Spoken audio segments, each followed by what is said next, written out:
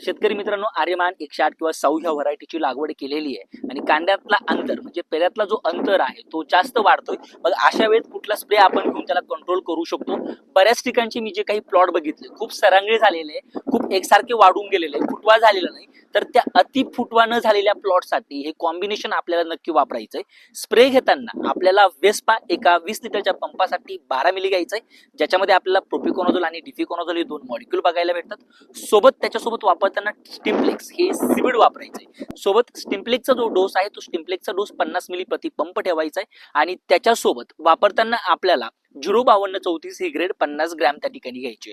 हा स्प्रे झाल्यानंतर drip application देताना मार्केटमध्ये जे टिल्ट भेटतं ज्याच्यातला मॉलिक्यूल प्रोपिकोनोझोल आपल्याला बघायला भेटतो, त्या टिल्टचा जो डोस आहे तो आपल्याला 50 मिली प्रति एकर सोबत 05234 4 किलो आणि त्याच्यासोबत वापरताना तुम्हाला इसाबियोन 750 मिली या हिशोबाने हा डोस तुम्हाला ड्रिपने द्यायचा आहे. आपला प्लॉट 20-22 दिवसाचा असताना जो एकसारखा वाढलेला प्लॉट आहे त्याच्यामध्ये प्रचंड फुटवे फुटलेले आपल्याला या ऍप्लिकेशनमुळे दिसून येणार आहे आणि शेवटचं ऍप्लिकेशन आहे ज्याच्यामुळे तुम्हाला खूप जास्त प्रमाणात फुटवे दिसू शकतात.